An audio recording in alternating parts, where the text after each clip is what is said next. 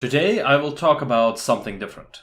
There is a problem that is rarely touched upon in the RPG genre, one that most people have not even realized the existence of over the years. The problem that I'm talking about is the lack of diversity. Now, sit down, drop those pitchforks and torches, don't look at me like that. I'm not talking about some SJW brand diversity here, but the diversity of the roles we play in the RPG genre. In fact, with some minor distinctions, in all of them, you play the same type of role. Well, almost all of them. A glorified mass-murdering hobo, minus the sleeping on the streets, which some of them already cover, such as Outward, and scavenging from trash cans, which fortunately most of them cover, and substance addiction, which Fallout thankfully covers. In just about every game, you're playing as a vagabond with, almost no needs, who goes around killing people for cigarettes in their pockets. Now, of course, this is a popular role, because this is one role we cannot reasonably play in real life. Not to mention, this is just an easy way of getting hooked into an epic adventure story. After all, if you have, nothing where you are, anything that can hook you up for something better or better life will probably, draw your character's attention. In some games, sure, you are a soldier and all, but in all of these games, you basically have got no responsibilities. Just think about it for a second. Fallout. You're overarmed hobo roaming the wasteland. Sure, that's the majority of the population at this point, I presume at least, but still. Witcher. You're even called out multiple times as a vagrant, a vagabond, and are oftentimes shunned for your profession.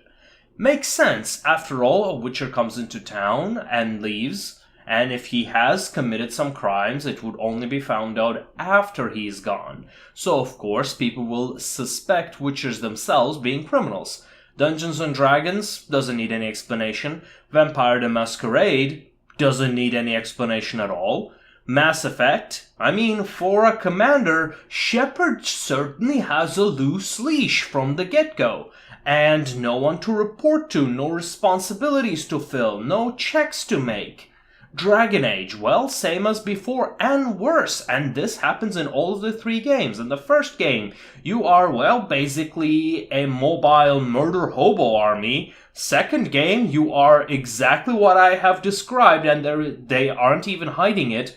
On the third, now you aren't a homeless person, you are just a murder hobo who goes around apparently sanctioned. That one is a little bit deeper. But anyway, the other culprit here is the Guild Wars 2.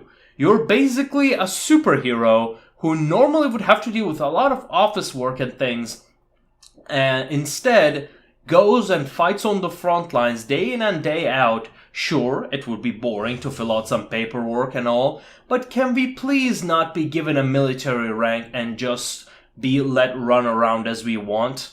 After the feel-goodness of the name wears off, because in Guild Wars 2 your character gets the title Commander, and all what that is going to do is gonna make the rank and the whole world's military feel a lot less immersive.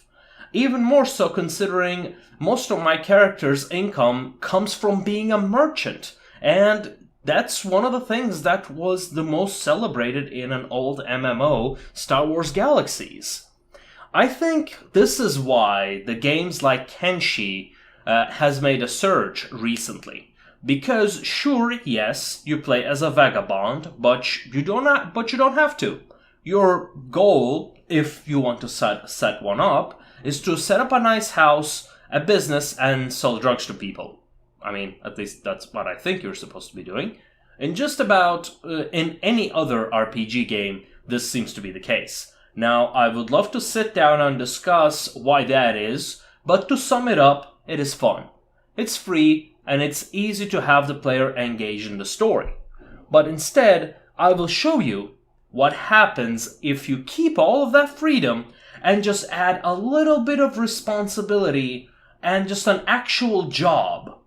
A job to the player. Now, that might sound boring, But there are a lot of occupations out there that can still work with all of this and make you feel an integral part of the world. Like when people say, okay, so who are you in this world? You can say, well, I'm this. I'm a part-time dungeon dweller. I'm a blacksmith who does this and that.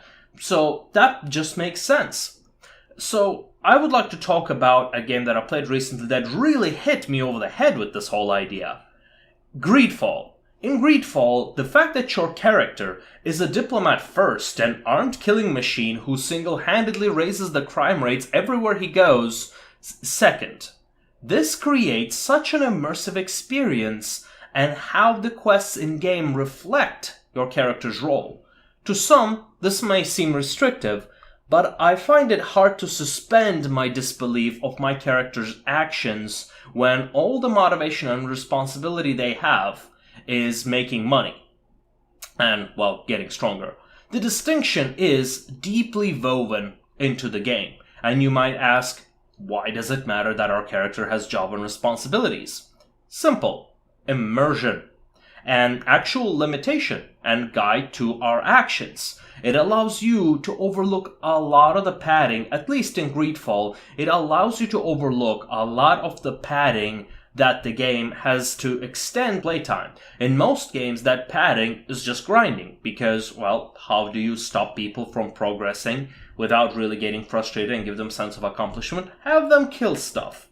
But here, it is running around and talking to people, interviewing them, questioning them, getting the full story, so that you can complete your diplomatic mission. A lot of those running around and talking is, of course, optional, but the majority of the game is composed of traveling from place to place and finding out the issues and solving them. Now, of course, a diplomat in real life would not go and solve it themselves. However, there's still some strive for innovation here. You're just a diplomat with a bit more initiative and a lot of weapons. The companions you choose, and that's one of my favorite parts, is how being a diplomat actually changes the role of your companions. The companions you choose to take with you are not only there for their class combination and what they can bring to the combat, but they are your diplomatic attachés who are there to guide, assist, and intervene to help you. For example, if you're on a mission to resolve a dispute between island natives and the conquistador faction Flame, bringing the native companion and Flame companion can actually unlock dialogue options at multiple parts of this mission that can let you win the skill check right away even if you do not have the skill, just skip a combat encounter or something of that sort.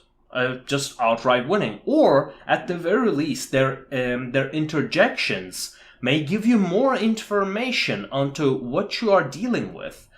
They can also be as a moment of character development. This has been done quite often in Dragon Age Origins.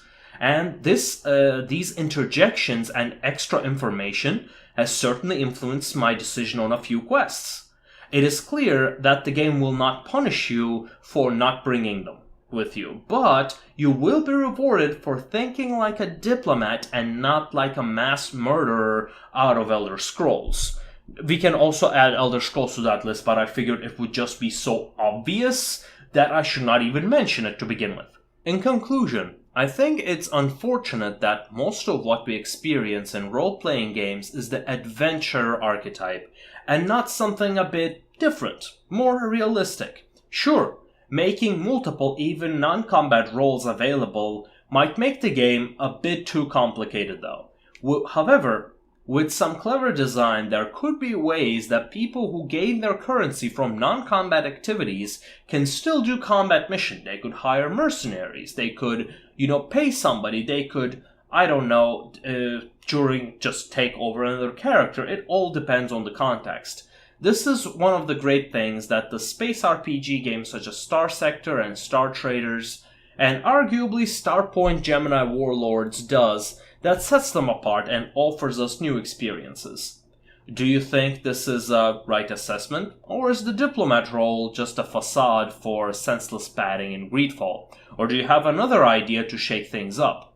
Well, let me know in the comments, and I'll see you next time.